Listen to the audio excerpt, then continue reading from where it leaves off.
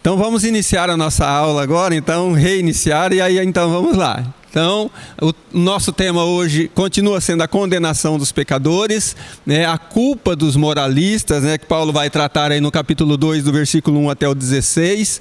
E então nós temos aí que Paulo prova que todos os homens são pecadores, seja qual for o seu modo de vida, inclusive os moralistas que têm a sua conduta pautada naquilo que ele é, né, naquilo que ele faz, o seu modo de viver, achando que ele é bom e suficiente para ser salvo, são aqueles que tendo o seu próprio padrão de moralidade criticam os que não seguiam por esse padrão. Então, alguém diferente de mim, que tem uma conduta diferente, ele está condenado, eu não. Nós estamos aqui, temos uma classe que somos salvos, e eles não, eles são, né, esses perdidos. E a quem que nós atribuímos isso? Alguém que nós olhamos para ele, às vezes na rua, né? Ou algum malfeitor, por exemplo, eu vou num presídio, né? Lá quem é culpado? Lá eu chego e falo, todos vocês são culpados. Tem 1000 presidiários, eu não mandei vocês matar, roubar, eu não mandei vocês fazer isso. Fazem isso, estão aí, então vocês são culpados. Eu estou aqui lá de fora, eu sou um cara gente boa, né? Eu não fiz isso, eu tenho um padrão de vida diferente, né? Deus certamente vai me aceitar. Não vai me tratar, afinal de contas, como aquele cara, vai.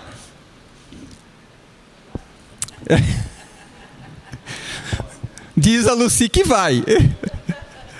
Então, queridos, você precisa concordar com isso. Tudo bem, você não vai passar pelos maus tratos lá e vai estar aprisionado. Mas nós estamos falando de algo que é muito além disso. Mas muito além disso.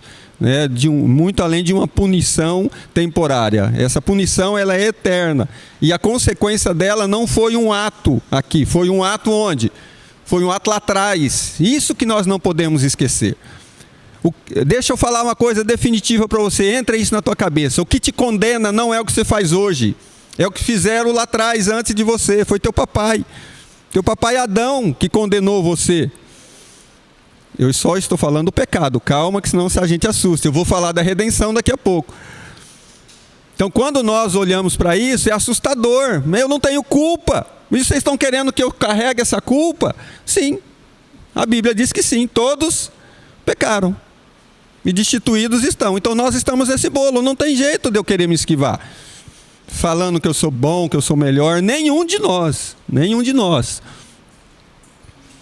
Então pensam seres bons demais pelo que condenam os outros, sendo eles mesmos culpados dos pecados que condenam. Eles condenam os outros, são culpados dos mesmos pecados. Segundo Paulo, os moralistas são indesculpáveis e não escaparão do julgamento de Deus. Não escaparão mesmo pelo aquilo que nós conhecemos do Evangelho. De acordo com os moralistas, Deus julga o homem com base nas oportunidades e conhecimento que lhes foram dados. Isso. Então, é assim, você teve a oportunidade de fazer o bem e não fez, você se tornou malfeitor, dane-se. Você deveria ter feito o que era bom, então agora você é culpado. Vai pagar pelo que fez. Tá. Essa é um bom questionamento. Tem que pagar pelo que fez. Tem que pagar. Eu não mandei fazer. É assim que a gente gosta de fazer, não é? Pega os outros e massacra. Então, abrir esse parênteses aqui, né? Então pegaram um cara um dia, fizeram isso com eles, inclusive eram 2, e jogaram, pregaram ele do lado de Jesus. E a sociedade está lá vibrando. Afinal de contas, nós conseguimos pegar esse malfeitor, esses 2, e estamos dando a ele aquilo que eles merecem. E não, esse foi né? Vários outros já haviam passado pela vida de Jesus, jogado pela sociedade aos pés dele, né? Mulheres e homens. Toma aí, e agora? Você é Deus, então vai, sentencia essa causa. E esse foi um deles, ou o último deles. O último deles é a pior condição que nós podemos encontrar. O último deles. Né, que Jesus se deparou, a última situação, a mais crítica, a impensável para nós. Alguém condenado à morte, está lá no corredor da morte. Tem como salvar esse cara? Esse cara não fez nada e não pode mais fazer porque é o último instante de vida dele. Então ele se encontra com um Redentor. E ele encontra o quê? Perdão para a sua vida.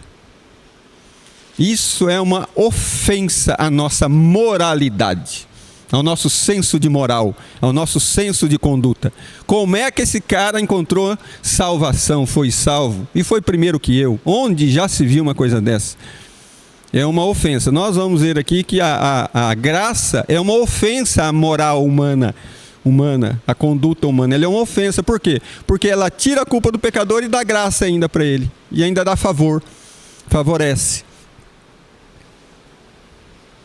Então, mas Deus, em Romanos 3:23, diz que todos pecaram, né, e que a justiça humana é como trapo de imundície diante dele. Não tem como nós, né, nos reportarmos à bondade humana para nós nos esquivarmos e tentar qualquer tipo de conduta para que sejamos salvos. Então, o único padrão infalível capaz de guiar o homem em assunto de salvação é a palavra de Deus. Por isso, nós precisamos, né, dela e nos assegurar dela, de modo o conhecimento e a consciência deve ser orientada pela palavra de Deus. Só assim ela poderá distinguir o bem e o mal, de modo que o conhecimento e a consciência, conhecimento só não basta, sabe por quê? Sabe quem condena você? É o teu conhecimento que te condena? Não, quem que é? É aquilo que tem em você, é a consciência da culpa, do pecado, é essa que te condena. Porque você pratica um ato, fica aí daí 10 anos, como é que você está? Você está se lembrando dele, achando que é consequência ainda daquele ato. Ah, deve ter sido aquele pecado lá atrás. É a tua consciência que guardou isso e fica te condenando. Fica fazendo você carregar o peso da culpa. Por isso, as duas precisam ter orientação de Deus para você. Paulo nos ensina que todos os homens precisam do Evangelho, todos, indistintamente. Então ele mostra que o homem moralmente bom, que condena os outros pela sua impiedade, sabe em seu coração que tem falhado constantemente, tentando fazer aquilo que reconhece ser certo. Não tem como. A consciência, queridos, ela acaba nos acusando. Ela não tem jeito, né? Esses homens sabem dentro deles, né? A consciência do homem, ela não é limpa, ela é suja, ela está em pecado, ela está... Então a gente tentar falar assim, não, eu não tenho culpa mesmo, é mentira, é uma grande mentira para nós. Porque a nossa consciência dentro de nós, ela consegue reconhecer, ela pode até disfarçar, mas ela reconhece que ela é culpada. Não tem como, porque quando você se depara com a palavra de Deus, você vai ver isso. E mesmo o homem natural, conscientemente ele vai perceber que ele é falho. Aí você disfarça, né? Não, mas isso aqui não é suficiente. Né? Um pecado pequenininho é suficiente? Uma mentira pequena é suficiente? Algo, eu cometer um pecado pequeno e um pecado grande, tem diferença? Pecado, pronto, condena. Né? Então, como será o julgamento divino? Esse julgamento será executado por Jesus e se dará levando em consideração os seguintes critérios. Será conforme a verdade, segundo Romanos capítulo 2, do versículo 1 até o 5. Será segundo a verdade é a palavra, né? A verdade é o próprio Jesus, o próprio Evangelho, e segundo o feito dos homens. Então aqui, de repente, você fala, opa, se será segundo os feitos dos homens... Tem alguma coisa que eu sou responsável aí. Mas é o julgamento para quê? Que tipo de julgamento é esse? Será que é o julgamento para galardão e para... Que tipo de julgamento será esse?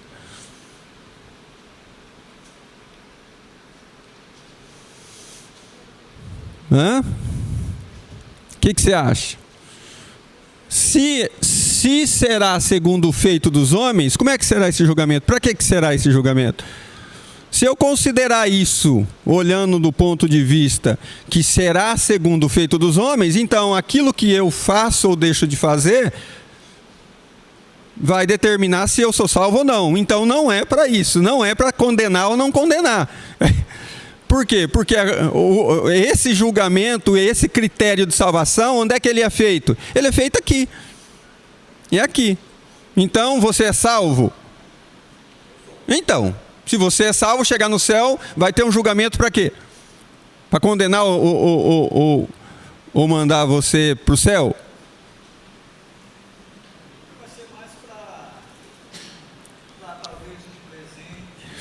E aí, Irineu? Concorda? Será que é para galardão?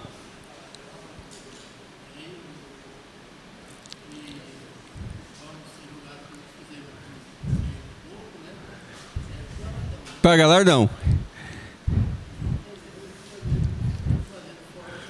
Do corpo.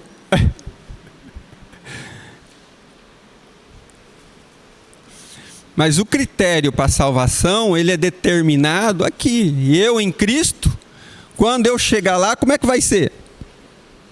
Como é que está escrito que vai ser? O trono, o julgamento vai ser: vinde para a minha direita, bendito do meu Pai. Bendito do meu Pai. É? Então esses benditos do Pai, vai. Alguém quer falar? Será conforme a verdade. Se eu conhecer a verdade, agora eu conheço a verdade, mas eu estou vivendo essa verdade. Aí, ó, tá vendo como é que dá? A gente começa a ter critério. Você sabe por quê? A verdade faz o quê? Ela liberta. É por isso que há uma cobrança entre parentes de alguém que conhece a Cristo. Aconteceu o que com ele? Sofreu uma mudança. Uma mudança de comportamento. É uma mudança de comportamento. E é natural alguém que conhece a Cristo mudar o seu comportamento. O cara vivia num lugar, vai para outro. O cara fazia uma coisa, deixa de fazer. O cara pensava uma coisa. Quem lembra da aula passada do Agostinho? Como é que é? Agostinho, vem aqui. Agostinho, né? Vem aqui, Agostinho, vem aqui. Você é, mas eu não sou mais. Ó, você está vendo como é que ele se deparou com a verdade libertou ele, agora acabou. E nós reconhecemos que somos assim. Você pode pensar, você luta, agora você consegue lutar contra o pecado. Agora você luta. Ele vem, te assedia, você fala: não quero, eu não faço. E de primeiro, o que você fazia? Mergulhar de cabeça. Você vai, foge. Você resiste, você foge. Você foge. Diz que ele, mandou ver canela para quem tem ela correndo atrás. Você foge, você resiste. Não caça mais, né? Não faz mais os besterol da vida. Será sem acepção de pessoas, queridos. Todos vamos comparecer. Todos vamos comparecer diante do trono de Deus. Todos, sem exceção. Não tem como se esconder. Será segundo o Evangelho, aquilo que foi pregado, o Evangelho que é pregado, aquele que Jesus pediu para ser transmitido, né? Onde está descrito o plano de redenção, que Ele mesmo fez. Ele é o próprio Evangelho em si, né?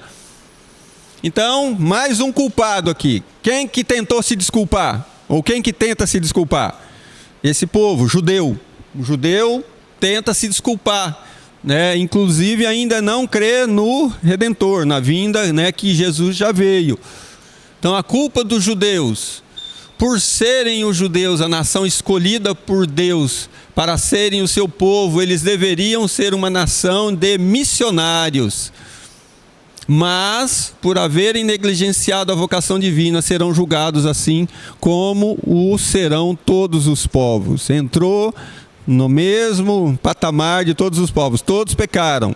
Eles que tinham a lei, os profetas, tiveram o próprio Deus, né, como seu Senhor, já, né, durante toda a história, né, o plano de redenção, ou o pecado, a negligência, a lei, acabou afastando eles e tornando eles tão culpados quanto os gentios. E eles que, né, tanto quando nós olhamos, né, a vivência de Jesus aqui, aquilo que foi descrito, né, essa rivalidade entre judeu era um cachorro, né? O gentio era um cachorro, um cão para o judeu. Tamanha era a afronta. Quando Cornélio, né, tem aquela visão e Pedro é chamado, deve ter sido muito difícil ir até lá. Por quê? Porque era uma afronta, né, estar com eles. Jesus era criticado por estar com essas pessoas. E então Deus coloca todos num só patamar. Todos pecaram, estão fora ou destituídos da graça de Deus. Os judeus buscavam encobrir o seu pecado usando a sua religião como pretexto. Eles tinham a lei, nós vemos, não é por um acaso que nós olhamos, e está escrito algumas passagens, de um judeu se colocando como aquele Senhor que faz tudo certinho diante de alguém que não faz nada, está lá reconhecendo que é um miserável diante de Deus. E então o próprio Jesus dizendo: esse foi justificado, aquele que está reconhecendo que necessita de Deus, enquanto que o outro está o quê? Eu sou um bom religioso, eu pratico toda a lei, e então isso me cobre de toda a culpa, E aí então ele vai colocar aqui: não tem jeito, não vai funcionar, ou não funcionou, Eles não têm como fazer isso. Mas a sua vida não transformada o desmente, trazendo sobre si maior condenação. Olha só que interessante, a sua vida não transforma. A lei deveria transformar as pessoas? Deveria. Aquela conduta, ela deveria transformar. Não se esqueça, olha bem para você ver. Por que não transformou? Porque não transformou onde? O coração. Mas a lei não veio para... A lei não veio, mas a gente ficou sabendo disso depois. A gente não ficou sabendo disso na hora. Mas quem disse isso? Você está ensinando agora eu vou acreditar, eu vou fazer. Mas quem disse que a lei não veio para transformar?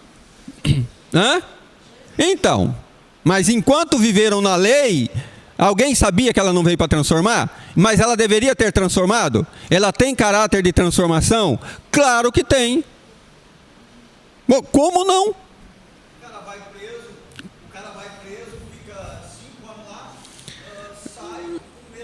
Se não sai pior.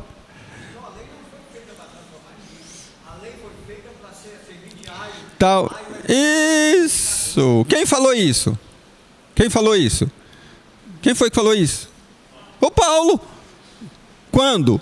Depois de ter experimentado a lei e ver que a lei não funcionou. E não funciona.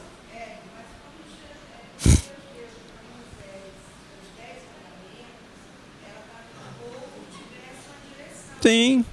E aí Cristo só veio por nós porque viu que a lei não transformava.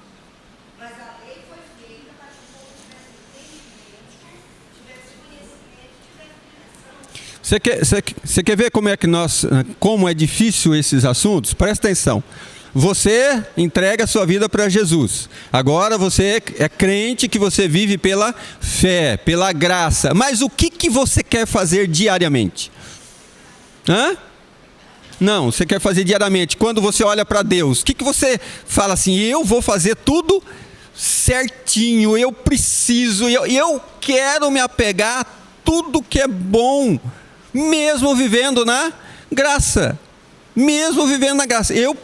É uma necessidade minha de ser transformado. Então, aqueles homens que tinham isso, quando eles olhavam para isso, o que eles deveriam fazer? Eles deveriam tentar viver aquilo com o coração. Vocês lembram quando Jesus entra no templo e tem gente vendendo, cambiando, e ele pega, diz que faz um chicote e dá-lhe nos caras? Qual que era o propósito? Qual foi o propósito? Vocês lembram? Alguém discerniu isso muito bem. Porque como é que era para ser feito todo o sacrifício? Era você que deveria criar o animal, para que você, quando fosse sacrificá-lo, fosse compungido, tivesse arrependimento, tivesse algo dentro de você que demonstrasse. Esse povo vivia de qualquer jeito, pelo que a gente entende, e chegava no final do ano, o que eles faziam? Compravam algo que não custou nada, ia lá e sacrificava. E saía que jeito? Me perdoa aqui se alguém vai ficar ofendido com o que eu vou falar, tá? Mas eu, quando me confessava com o padre, cara, eu saía lá para fora, falava: opa, o primeiro boteco que eu entrava, falei: eu tô livre, eu posso começar tudo de novo. Poxa, vou comemorar, afinal de contas eu fui perdoado, acabei de pagar pelos meus pecados, e agora o que eu vou fazer? vou retomar a minha, porque eu tenho mais um ano agora, o padre está ali, eu posso ir lá confessar de novo. Ó a consciência, ó porque que esse processo ele precisa ser na consciência. A palavra de Deus ela precisa alcançar algo em você que não está à disposição aqui, cara, humano.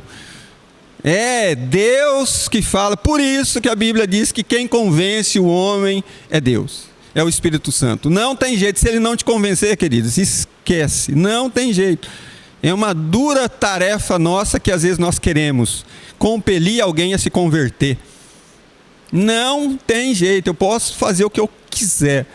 Quando Deus toca esse coração, Ele chega para você arrependido, né, transformado, e aí pronto, acabou. Então é algo que nós estudamos e às vezes foge a nossa compreensão, às vezes a gente fica se debatendo, não, mas não pode, não. Às vezes foge a compreensão, foge. Quando que você vai ter compreensão? Quando tem revelação. A revelação vai te explicar isso tudo. E você vai ficar tranquilo. Porque se você tentar compreender a redenção por um processo humano, esquece. Você não vai conseguir nunca. Então Paulo ensina à igreja em Roma que os maiores privilégios trazem sobre si também maiores responsabilidades. Está vendo? Então o privilégio de alguém que foi salvo pela graça, qual a sua responsabilidade hoje? É lutar contra o pecado, queridos. É tentar essa vida transformada. Viver uma vida transformada. É fácil? Você vai lutar diariamente. Paulo diz que ele se esmurrava.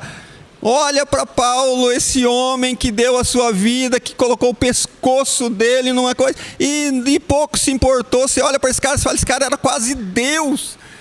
Tamanho o seu convívio, o seu relacionamento com Jesus, ele era um homem extremamente dado a Cristo e a sua obra. E ele diz que se esmurrava para não fazer o que ele queria, para poder viver essa vida.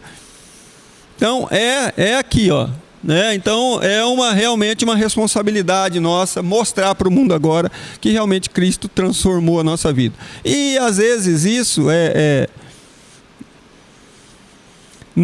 ela não pode ser uma mentira disfarçada, né? Mas se você viver Cristo, vai ser natural, normal. Um padrão que você assume quando você se encontra com Ele, pronto. Talvez não tenha tanto sofrimento, né? Claro que você vai ter essa luta diária, né? Mas já não é para não fazer, sim, mas às vezes para fazer, não. Porque nós temos duas propostas. Uma é não fazer, que é não cometer o pecado, e a outra é nos darmos para Cristo para fazer a sua obra. Então, lutar contra o pecado, às vezes, é uma guerra, e é uma guerra diária. Mas tem gente que luta contra o pecado, mas ele não se posiciona diante de Deus. Eu estou salvo e eu estou tranquilo, eu estou em casa, estou bem.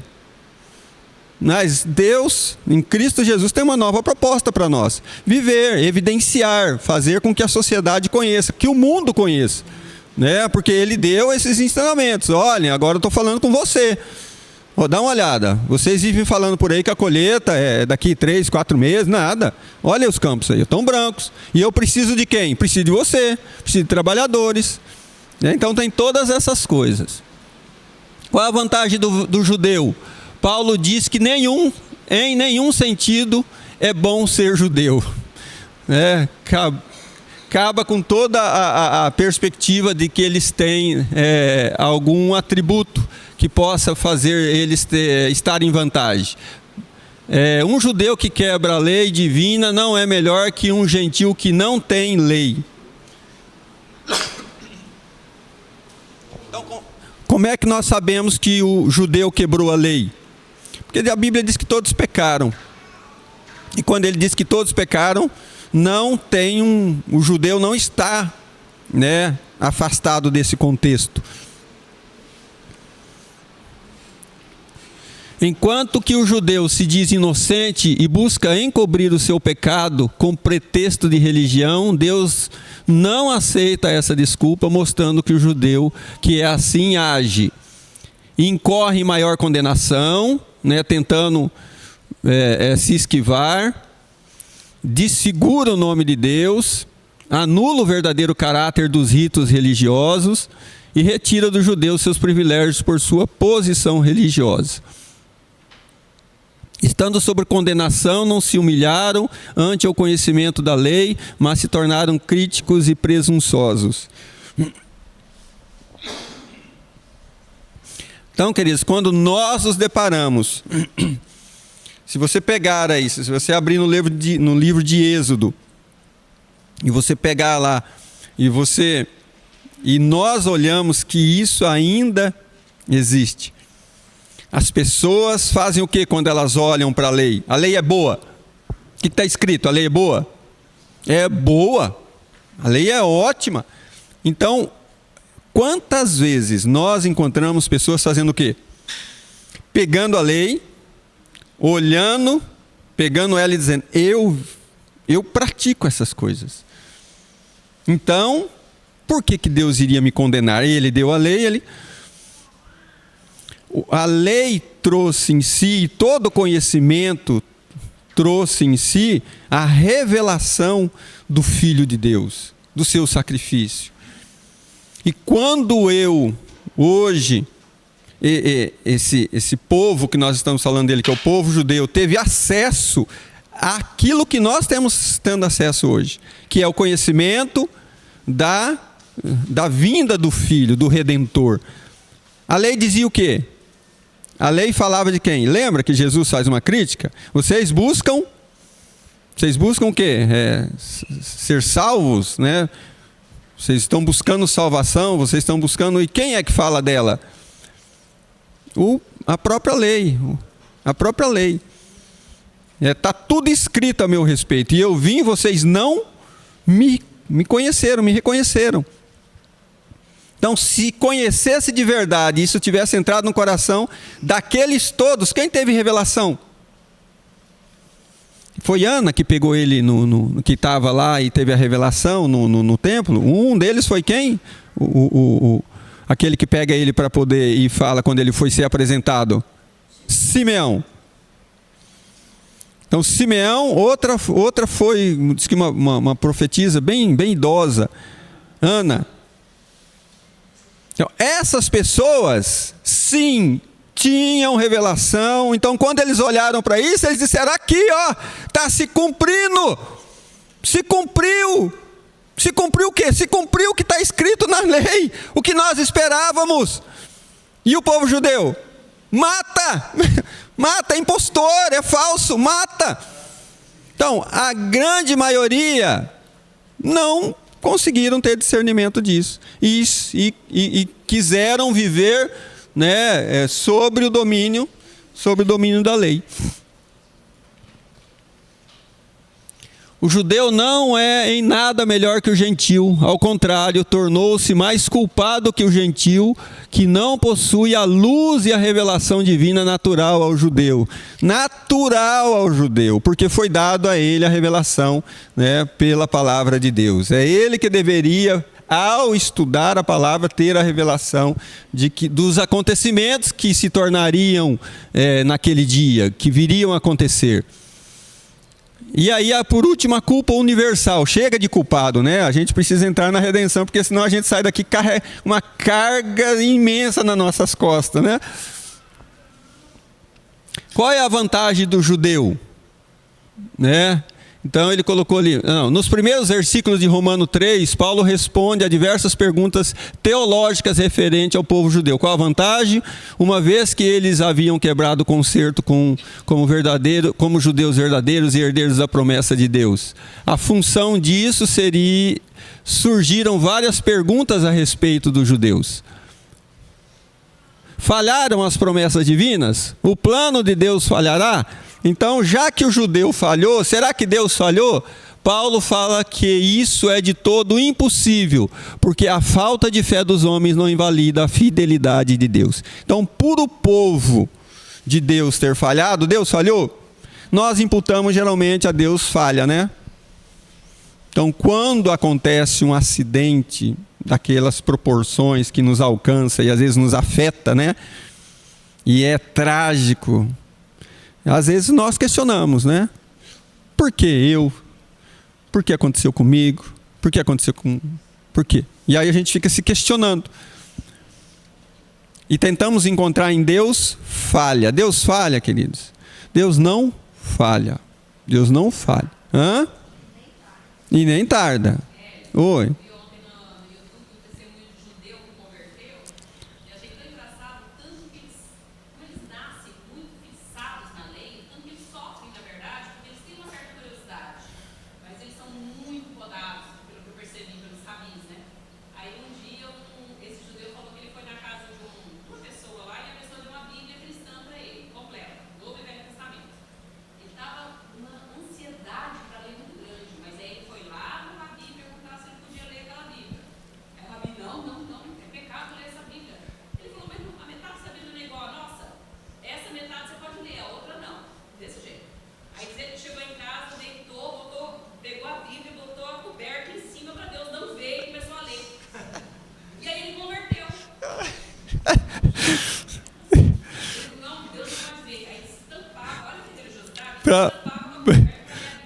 Para onde eu posso me esconder?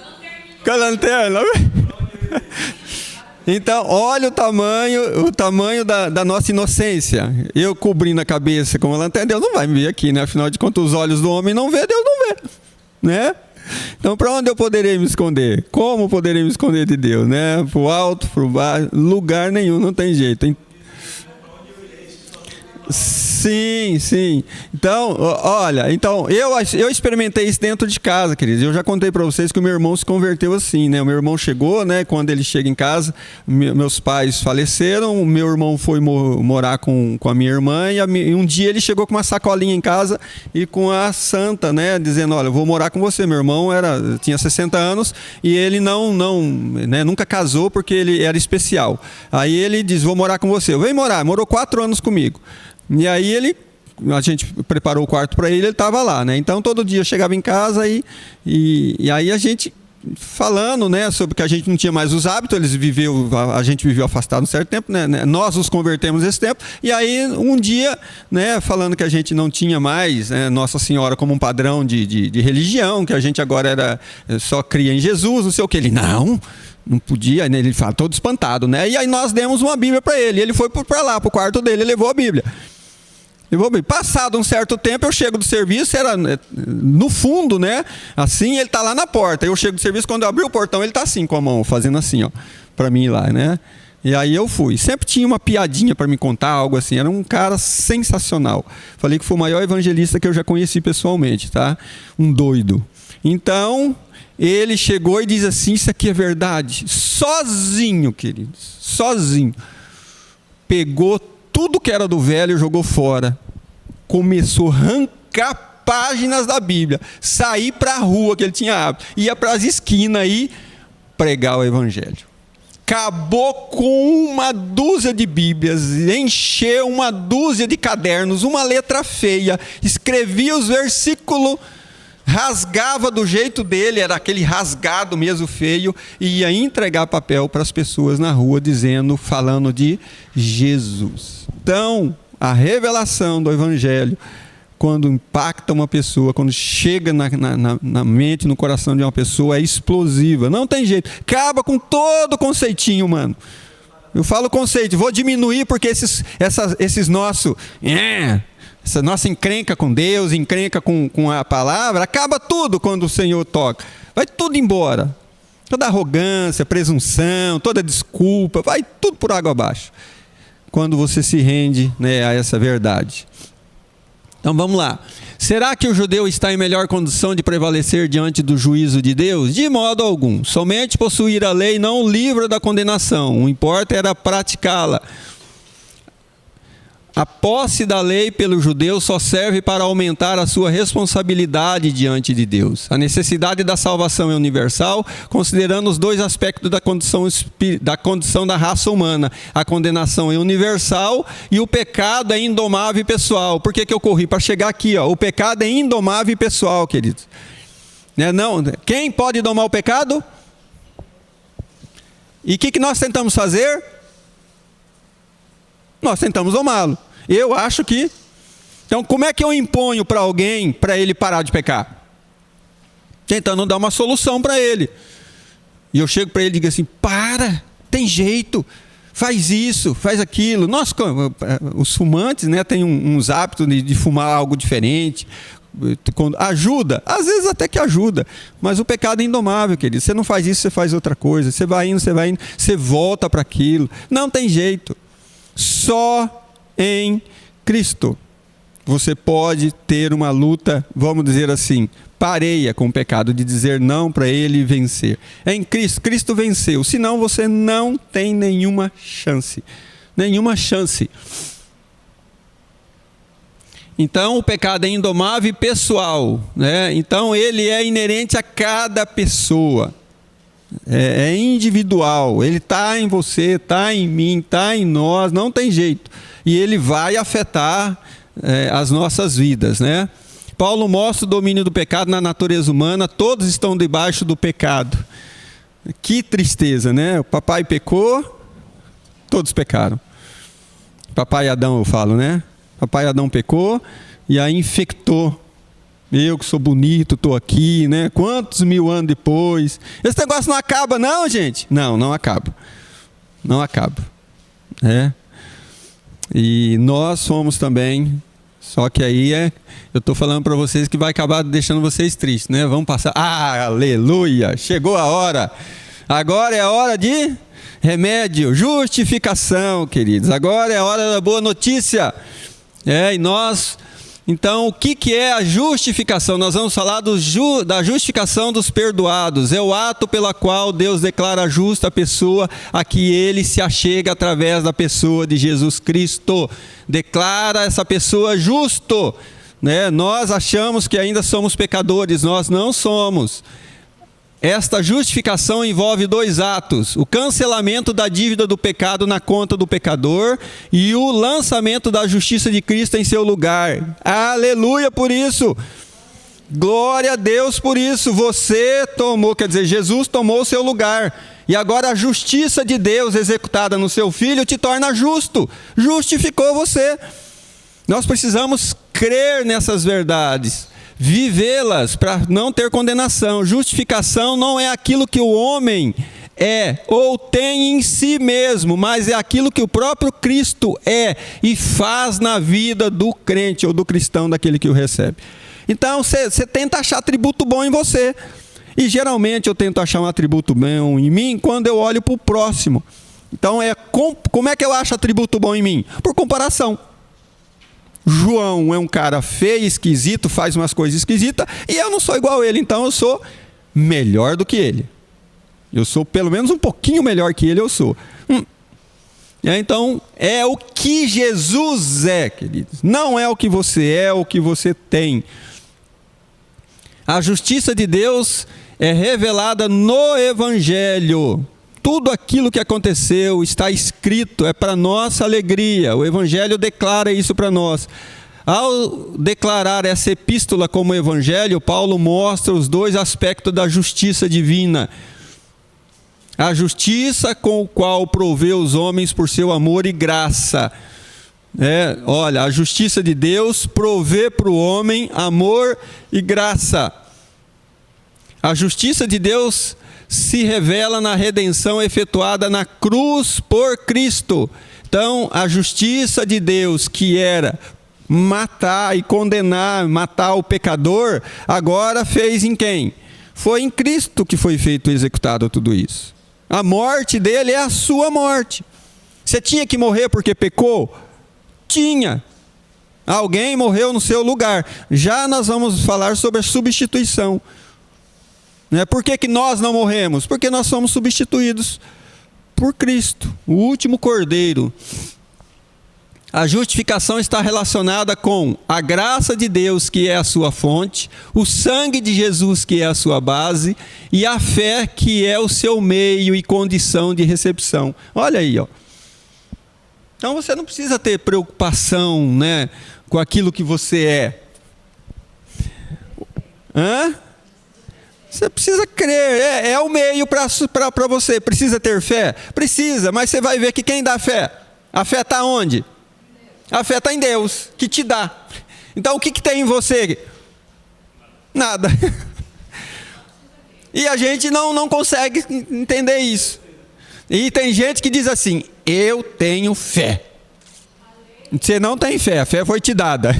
A fé que você tem não é sua, foi te dada por Deus. Oi.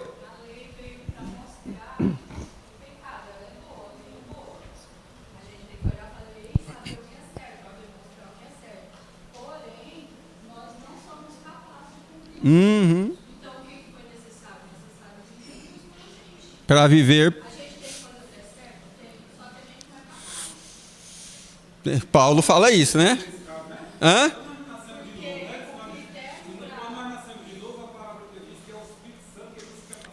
Entender.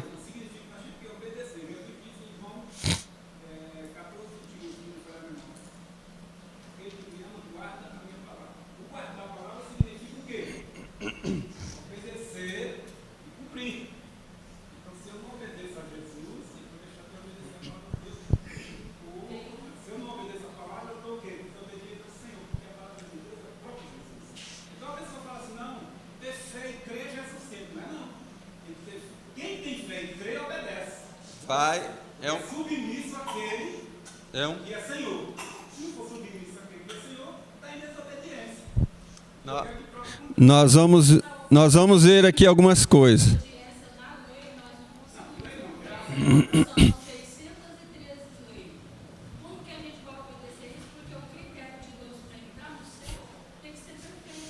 Então, o que nós estamos querendo ser? Nós estamos querendo ser perfeitos. Nós somos imperfeitos.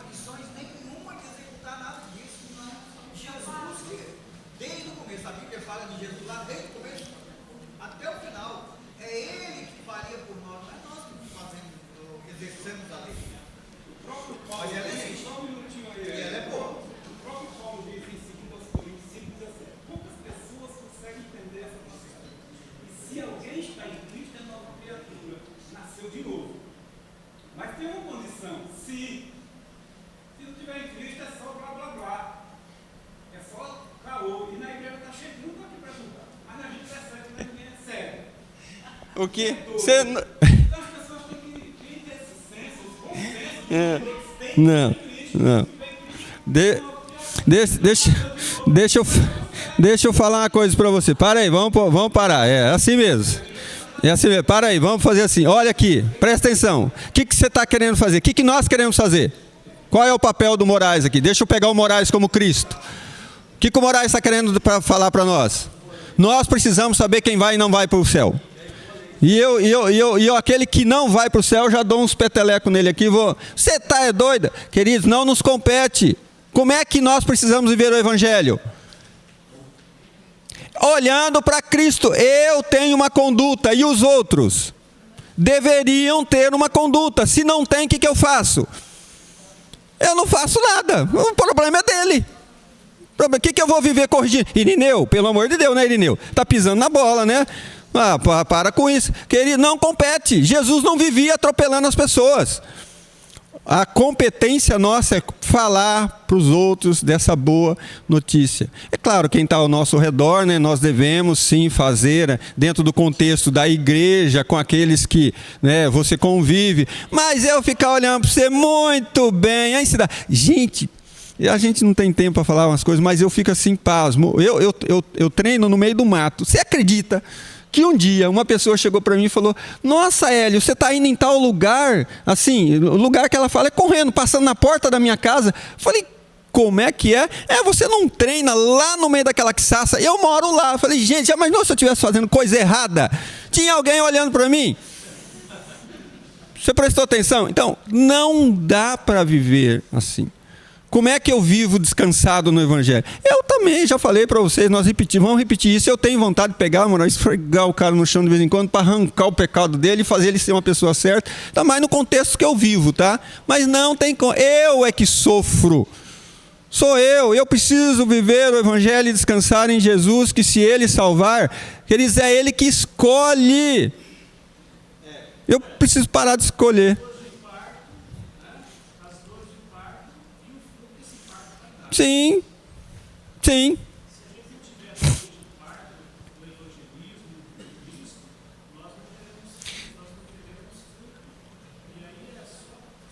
Então, mas o que incomoda nós, João, não são às vezes aquilo. O que incomoda nós é um contexto geral, às vezes. Às vezes até o que eu vejo na internet. Eu vejo uma... Então, eu preciso deixar que cada um viva o seu... Assim, não é cada um, entendam eu, mas ele precisa ter, espero que todos tenham compreensão. Vai lá, Jesus. A sua experiência e a sua compreensão do que é uma mudança de mente, que nem a Bíblia diz em Romanos 12:2, não vos conformeis, mas transformai-vos, ter a consciência de que tudo que ele faz, ele está sendo visto. Não é a questão, vou ler a Bíblia, vou cobrir a cabeça aqui que o meu Deus não vai ver. Deus sonda mentes e corações.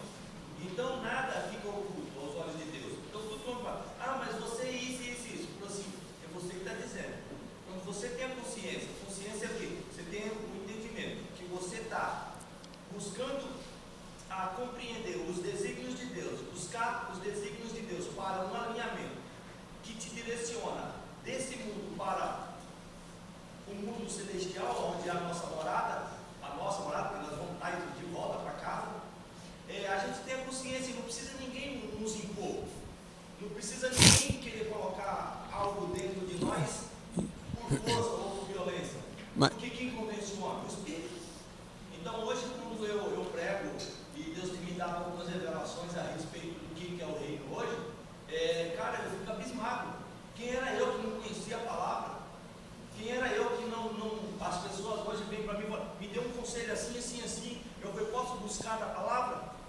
Vou te ensinar na palavra, porque quando a gente tem um entendimento, Jeremias 29:13, buscar-me-eis e achar-me-eis quando me buscar de todo o vosso coração, você vai achar de vós, diz o Senhor. Quando você busca a compreensão é revelada. Então, nós queremos adequar agora a nossa salvação, o santo, a nós, né, numa conduta exterior. Né? Eu preciso ver que o fulano está bem vestidinho que nem um crente, agindo que nem um crente, vivendo, comendo que nem um crente. Se tiver tudo certinho, agora ele é crente.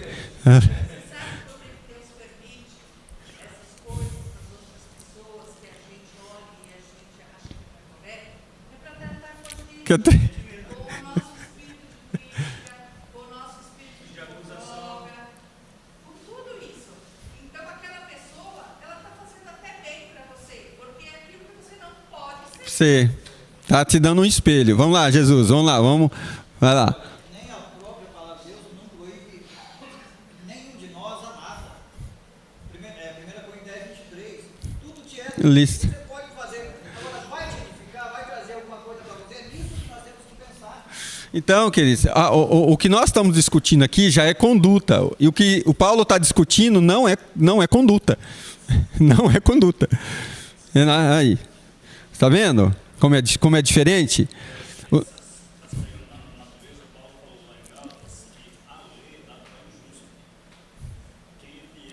Não precisa de lei.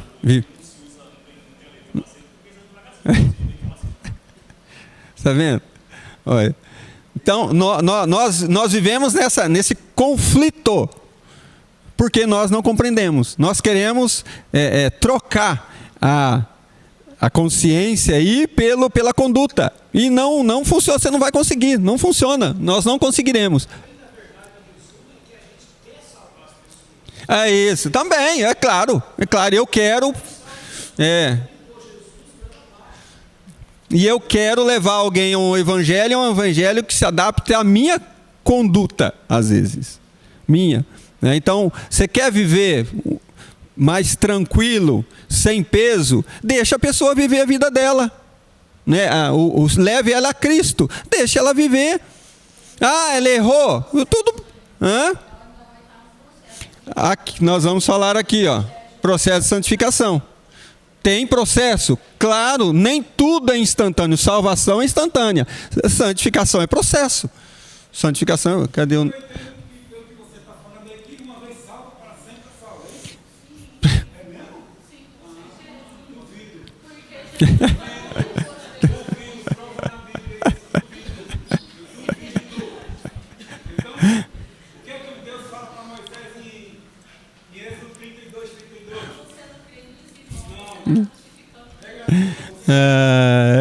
Então vamos lá. Vamos ver se a gente Vamos ver se a gente consegue aqui, ó. Aqui, ó. Vem aqui. Prova que não.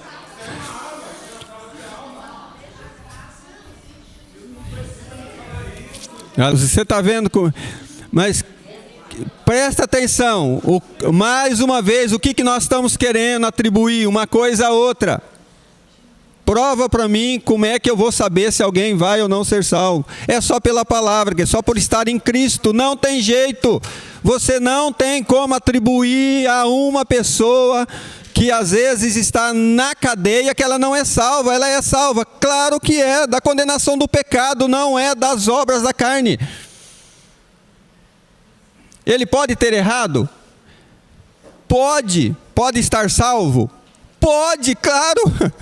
Nós estamos. Não adianta, você não. Apagarei o nome de todos que pecarem contra mim.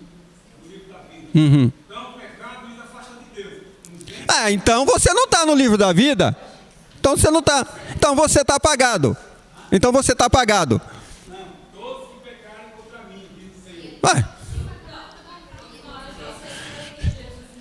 Se nós interpretarmos do jeito que você quer interpretar, eu, você e ninguém aqui vai para o céu. Por quê? Porque hoje e amanhã eu vou pecar.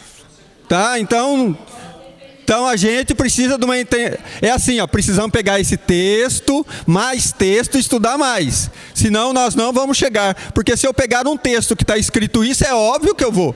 Eu preciso pegar esse texto, juntar com outros textos, né?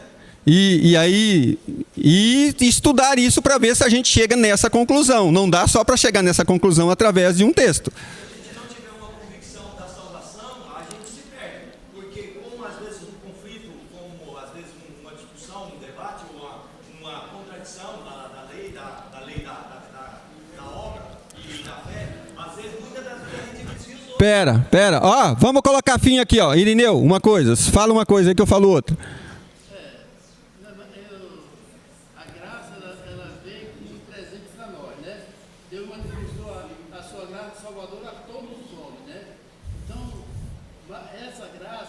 Que é o presente que Deus deu para nós, ela vai nos ensinar a renunciar às impiedades, às paixões mundanas, a vivermos de maneira sensata, justa, né? E na certeza que temos um Deus que fez a sua obra. E Jesus, ele veio para confirmar a nossa salvação, aqui que Deus... Eu tenho estudado o Velho Testamento, então veio a graça de Deus no Velho Testamento, e veio no Novo Testamento com uma revelação do Velho Testamento.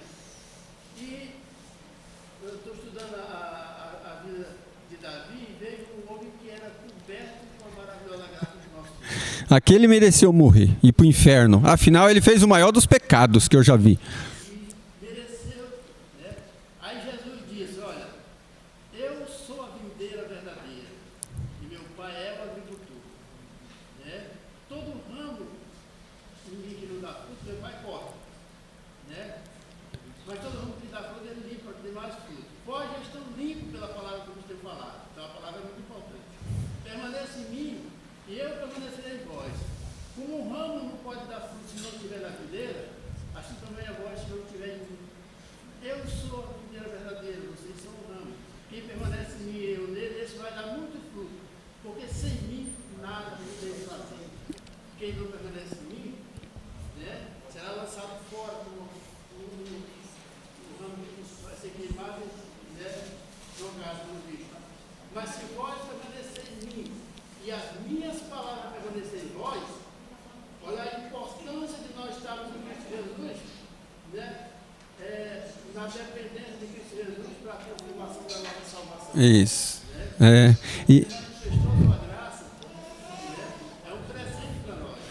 E o sangue de Jesus, lá, queridos, se o pecado condena, Jesus não pode salvar.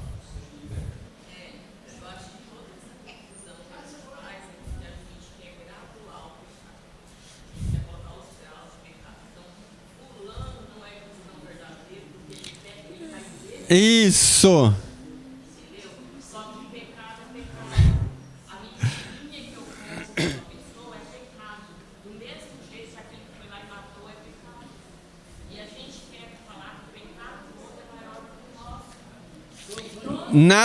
natureza e fruto. Tá, nós incorremos de novo na natureza e no fruto ali. Que é.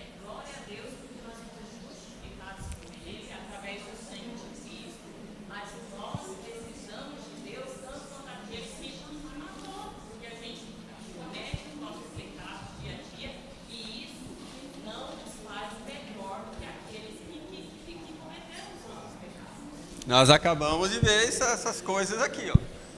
Então vamos lá ver se a gente... Lembra que eu falei para vocês, no início, o dia que eu tive aqui, a primeira vez, antes de abrir a aula, eu disse assim, livro de Romanos é o quê? É polêmico assim, a salvação, não é o livro. A salvação, a manifestação da graça de Deus traz para nós uma revolta, queridos. A gente vai ver aqui, ó, ela é uma ofensa. Ela é uma ofensa para nós. Ela nos ofende. Afinal de contas, não pode ser assim. Não é? O exemplo é igual o filho pródigo, né? Exato. O outro lá, aqui, ó, negativo. Não vai dividir, não. Eu sou melhor que ele. Manda esse bicho embora. Negativos. Ei, não estranhe. Eu não sou diferente, tá? Eu também sou revoltado, né? Preciso todos os dias me render a Cristo para ver um pecador sendo salvo, para manifestar a graça para ele, né? De maneira imerecida. Não tem jeito. Né? Então, olha, ele coloca assim, os efeitos da justificação pela fé abrangem a totalidade da vida do crente, ou seja, corpo, alma e espírito. E aí ele vai falar aqui, ó, a provisão de Deus. Eis a provisão de Deus, a justificação pela fé, queridos. Quando Deus justifica o pecador, ele não apenas o torna justo, mas reconhece como tal, provendo ele com graça, sangue e a fé que opera em nós. Então a graça de Deus, quando nós vamos ver mais embaixo, ela é uma ofensa para as nossas vidas. Então a justiça de Deus se revela no homem através de uma real experiência pessoal com Cristo. Aí sim, né, ele é justificado, essa experiência do novo nascimento. Então a justificação e a lei, aqui ó, nós vamos falar sobre ela. Maria, nós vamos até 15 para as 10? Até 10? Aí eu acho que dá tempo a gente falar então, até 10. Ó. Depois de provar que todos são culpados, Paulo explica o caminho da salvação, que é o resultado da graça de Deus sobre os homens. A justiça da lei requer a morte do culpado. A justiça que provém da fé requer a redenção e a propiciação pelo pecado, que é a graça de Deus. Então a justiça de Deus vai se manifestar em Cristo. A lei requer a morte de quem? Minha. A minha. A minha. A lei diz o quê? Quem pecar morrerá. Quem? Então quem pecou? Eu. Aí, escapa dessa. Aí, tá vendo como é que é? Não tem jeito, a lei requer de você, culpado, a sua vida. Quem assistiu a Crônica de Nárnia, queridos? É fantástico aquele filme, aquela encenação ali da hora da morte, da substituição. O menino peca, o leão chega lá com a feiticeira e faz lá, né? Entra lá e diz assim, ó, ele está livre, né? Porque ele assume e vai para a pedra para ela matar ele. A substituição, mas ela requer a justiça que está escrito. Deus não poderia deixar isso assim. Então, o que ele vai prover para nós? Ele vai prover agora que nós vamos ver. Então, a justiça que provém da fé requer a redenção e não a morte. É substituição pela graça de Deus, a propiciação pelo pecado. Vamos prover alguém. Então, o Isaac está lá, né, pronto para morrer. Deus proverá, meu filho. Quando ele vai executar, né, o próprio Senhor diz que o próprio Senhor proveu o substituto. Então a redenção consiste na compra de um escravo e a sua imediata libertação. Escravos do pecado, né? A propiciação é o ato de reclamar da justiça divina descrita na lei mediante o sacrifício substituto e reparador. Por isso, né, havia o propiciatório, né, onde era feito onde os sacrifícios eram feitos, né, tinha todos, né, tudo aquilo era mediante a lei, foi construído mediante o que estava escrito. Era necessário, queridos, o resgate, né, do pecador, essa redenção, a propiciação, era feito para tudo através do sangue dos cordeiros, aquilo que era morto lá, sacrificado para que nós não pudéssemos ser punidos. Todas essas coisas vão convergir a Cristo, ou em Cristo, né, esse último sacrifício nosso. Então, quando nós olhamos todo o sofrimento, né, em Cristo foi por conta da punição de todos os pecados. Todos os pecados. Diz que o pecado veio de uma conduta, mas de muitas condutas provém essa propiciação, né, a redenção, né, de muitos pecados. Então aqui nós vamos, acho que vai dar tempo nós falarmos, sobre agora conceitos. Nós vamos falar sobre conceitos aqui, e talvez a gente consiga, né, ter mais clareza. Então, justificação é ser declarado sem culpa, pecados apagados, morrer e nascer de novo. Então, a justificação, você é declarado sem culpa, querido, não há mais culpa. Perdão é ser livre da penalidade. Santificação fala sobre presente e futuro, andar em retidão. Então, a justificação é quando você é declarado sem culpa. O perdão é você não ser punido. Qual que era a condenação do homem? Morte eterna. Então, você não vai receber essa penalidade. A justificação é para esse presente que nós vamos viver. O perdão, ele vai trazer para você a influência lá no futuro, no dia no dia em que você vai ser julgado, né? Então, por você ter sido perdoado por Cristo, ele vai falar o quê? Entre no gozo do seu Senhor. Agora, a justificação, que é ser declarado sem culpa, você precisa carregar ela aqui agora. Por quê? Para se ver livre desse peso que o pecado te dá, que é a condenação. Você precisa viver em liberdade de vida. Foi para isso que Cristo te chamou. Para você viver em novidade de vida. Agora não há mais condenação. Para que carregar as culpas?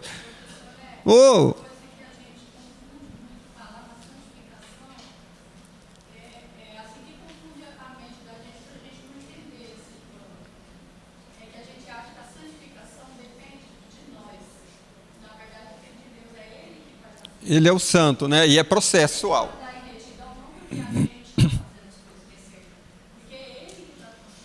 Isso.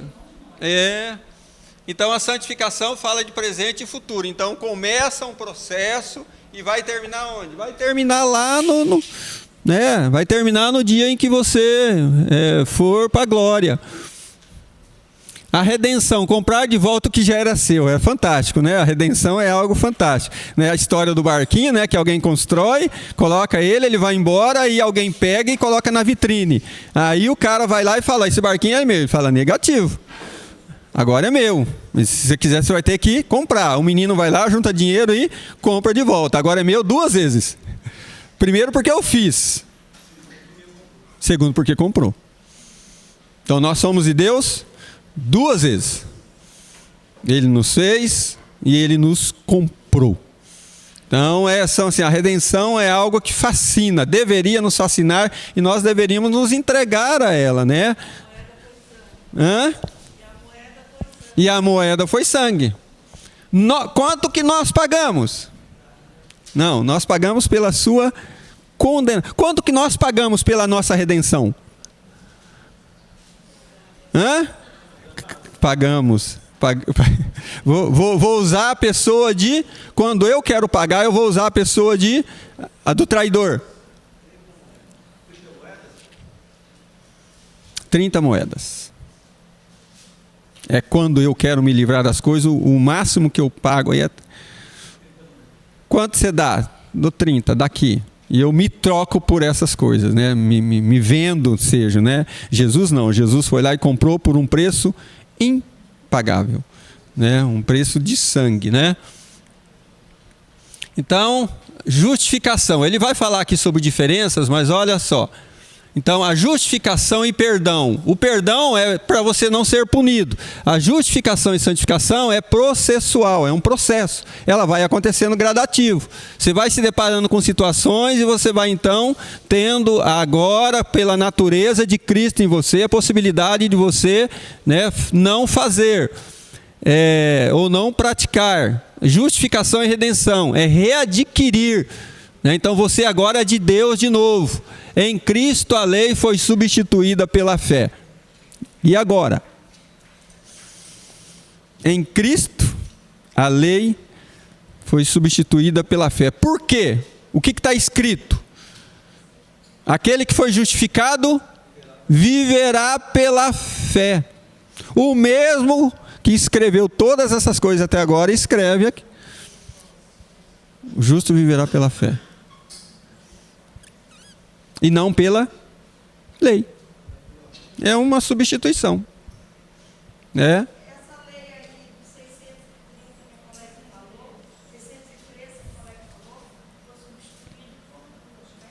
Agora, as coisas do próximo, Deus, todo o seu coração, todo o seu entendimento.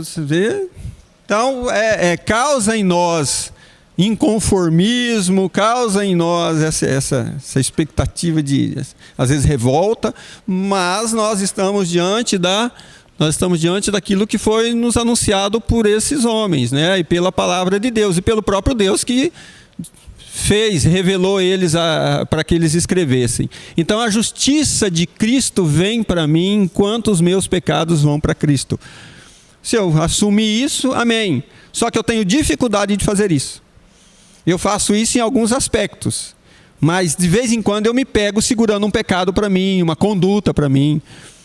Não, isso aqui foi muito feio, isso aqui eu fiz muito mal, isso aqui, e aí eu fico carregando aquilo comigo. Mas é bom reconhecer que você foi errado. Mas o reconhecer não significa.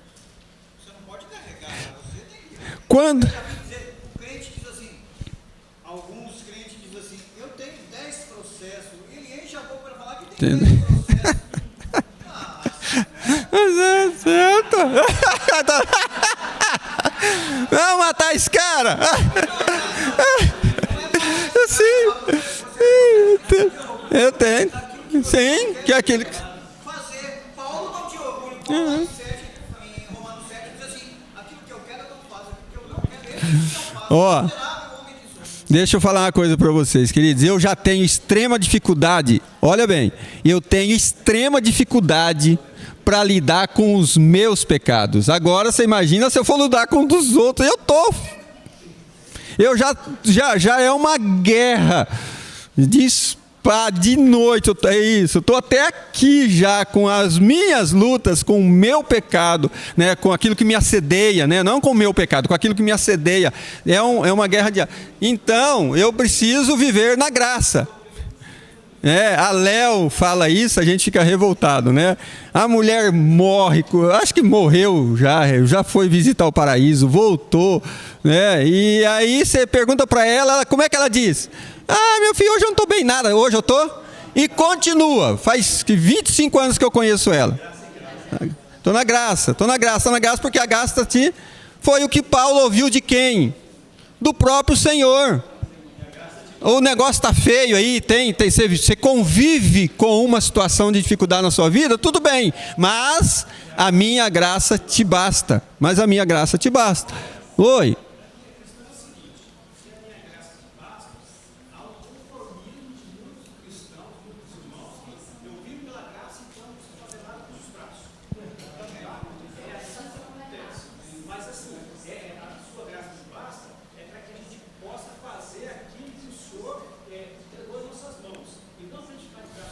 Ela capacita você, a graça diz que é capacitadora. Capacita você a vencer o pecado, capacita você a trabalhar para o reino, né, a igreja. Ela é capacitadora, é ela que faz você agora avançar, vencer, exatamente.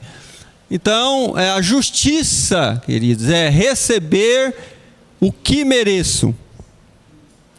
Misericórdia é não receber o que mereço. E a graça, não ser punido e ser recompensado. Isso aqui soa com uma estupidez para nós, querido. Assim, estupidez no nosso vocabulário. Porque a graça, ela não te pune e ainda te recompensa. Então nós tivemos 7 minutos, a gente está terminando. Nós tivemos uma reunião de célula. Quando terminou a reunião de célula, né, os meninos resolveram entrar em confronto lá. Então um pegou, arrancou uma faca, né, e apontou no peito do outro e ficou ameaçando. Aí a gente foi... Isso na célula, né? Aí a gente pegou e foi lá e falou com ele: o que eu faço? Eu peguei o telefone e falei: pô, tu tá armado? Legal, você é um adolescente, já merece ser punido. Ligar para a polícia. Ai, tio, pelo amor de Deus, não faz. Claro, queridos, que eu não ia ligar para a polícia, né? Mas eu falei para ele: não, você está armado, você é um cara violento, você é um problema para a sociedade, vou chamar a polícia, você vai ser preso, você vai aprender uma lição. Né? E fiz um monte de ameaça para ele antes de pregar a graça. Né? Primeiro eu falei, dei um sermão, né? E aí peguei a faca do menino, guardei e falei para eles: tem um detalhe, então tá bom, vamos fazer um acordo, eu e você aqui. Eu não chamo a polícia, mas você nunca deixa de vir aqui. Você vai ter que continuar vindo toda a reunião. Se você fugir da reunião, agora eu chamo a polícia. E ele concordou. Qual é a tendência? Tá lá, virou uma benção, menino. Eu não sei se foi o susto, o que foi. Mas pensa bem, qual que é o nosso critério? Ou qual que deveria ser a postura? Qual que é a nossa postura quando a gente pega assim? Você é doido, esse menino nunca mais volta aqui. Esse menino é um perigo. Né? E é natural que é assim. Mas não é a primeira vez que a gente pega alguém armado dentro de uma sala de reunião de célula, onde está cheio de criança, adolescente. E uma vez nós pegamos um menino de 10 anos de idade com uma faca desse tamanho, que ele disse que tinha vindo para matar o outro. Olha, sabe o que eu estava pensando esses dias agora? É graça do Senhor, porque nós corremos riscos que você não tem ideia. Nós estamos fazendo uma reunião de célula que nós dividimos em 4 ou 5 salas numa segunda-feira, que nós chegamos a juntar 93 pessoas. E eu penso assim, nós corremos risco, por quê? Porque está sobre a nossa responsabilidade. E nós estamos E nós estamos vivendo um ambiente, às vezes, hostil, de pessoas. Não é aqueles menininhos santos que entram, não, nem pessoa santa, não é. Nós estamos vulneráveis a pessoas que podem... Então, assim, tem que ser... Então, enquanto há reunião, a gente sempre deixa alguém em oração. Durante toda a reunião.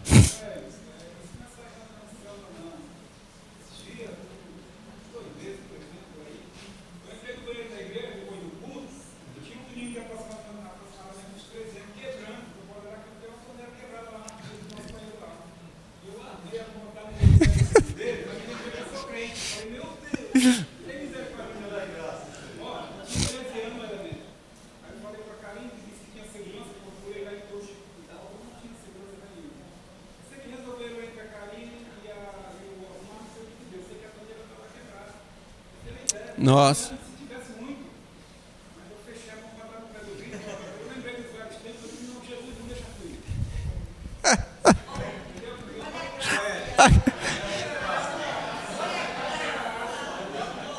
Tem pessoas que têm que ser punidas mesmo, não tem jeito não.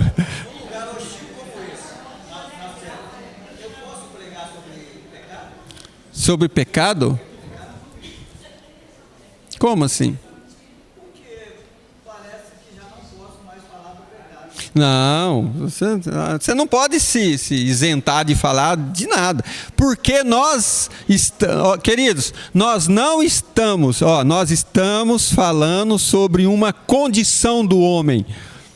Nós estamos discutindo uma condição humana, englobando todo mundo. A nossa tarefa do dia a dia engloba muito mais do que isso. São situações que englobam todo um contexto. Então, dentro de cada contexto, a gente vai aplicar as situações. Quando for preciso ser ali ter um pouco de pulso, essas coisas. E a palavra, ela não é falar sobre o pecado que condena. Como não? Sim.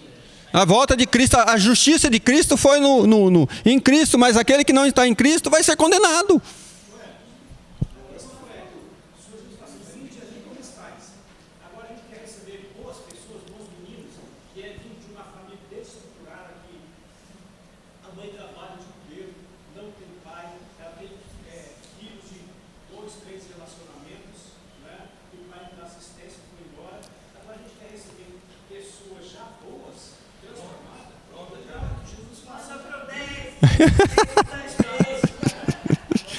Então, olha só, então nós estamos estudando uma situação que é para estar em nós, para depois nós transmitirmos, porque nós vamos nos deparar com essa sociedade necessitada disso. Não é para a gente se isentar de falar ou deixar de falar de qualquer coisa. Não, é para que isso cause um efeito em nós e esse efeito então seja transmitido para os outros. Porque quando nós formos atender essas pessoas e nos depararmos com elas, se usarmos a nossa justiça, como é que vai ser? Vai lá, Aine. Na verdade, porque a gente reconhece que todos nós pecamos e fomos destituídos da glória de Deus, né? Isso está lá em Romanos 3, 23, mas no verso 24 já diz que fomos justificados gratuitamente mediante a redenção que está em Cristo Jesus. Porque Jesus não tinha pecado. Esse pecado. Para que através dele nós fizemos a justiça diante de Deus, né? E aqui, Isaías 32, verso 17, diz que o efeito dessa justiça produz em nós paz, e o fruto da justiça o fruto é repouso e segurança para sempre. Então, quando nós ganhamos essa verdade florescendo no nosso coração, nós vamos estar preparados para falar para essas pessoas das quais nós temos contato com ela que não tem essa graça.